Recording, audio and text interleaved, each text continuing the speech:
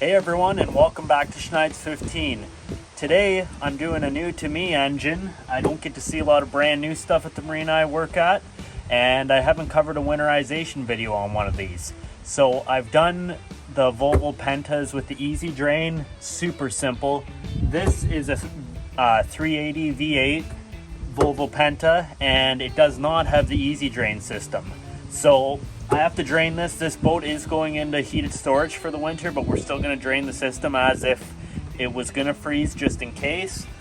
So I've got out the Volvo owner's manual and looked at the procedure just to reassure myself what's going on, and we're just going to show you today. It's very, very simple, but this will clear up some things if you're watching it and how to winterize it.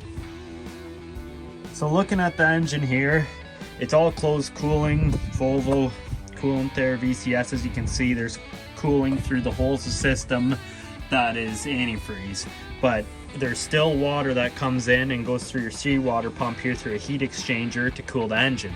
So this is your big heat exchanger, and we got to drain it. So it's pretty simple. What we're going to start doing, guys, is take off that hose right there and that hose and pull them down right to the bottom, which I'll do, and that'll drain out your water out of your seawater pump in these hoses. And then next we're going to move to the heat exchanger. Well, I popped the hoses already and they drained. There's not very much water that comes out of these, but you go like this and just bring it down below the other hoses there, and that'll drain all your water. Now you can reconnect the hoses. All right, next off here, guys, we have to drain our heat exchanger. So as it says right here, 9/16 nut, just take a socket or whatever, and you're gonna feel below here, it's right in the center. But what they want you to do is this end cap of this heat exchanger, it has to align perfectly. It can't be spun. So what I did was I just scratched here and here with my screwdriver, just because I was here and I didn't have a pen. But ideally you just put a line on with a pen so you can have it just an alignment mark. So anyways, we'll take this knife. There's a stud down here. Actually, I'll bring the camera down there so you can see it. Right there, there's a stud with a nut on it, and we want to loosen that nut down to the bottom here, just so it gives us enough space to drop this end cap.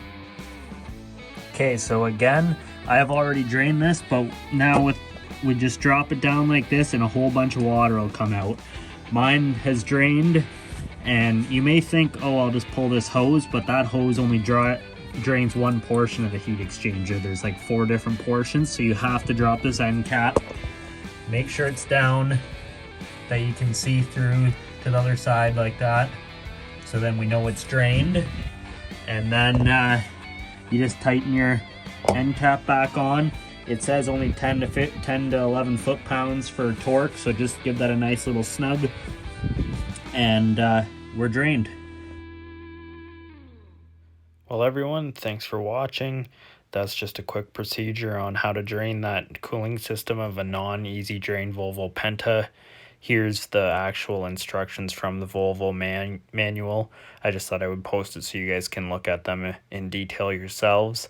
And as you can see, it's very straightforward since this is a closed cooling engine.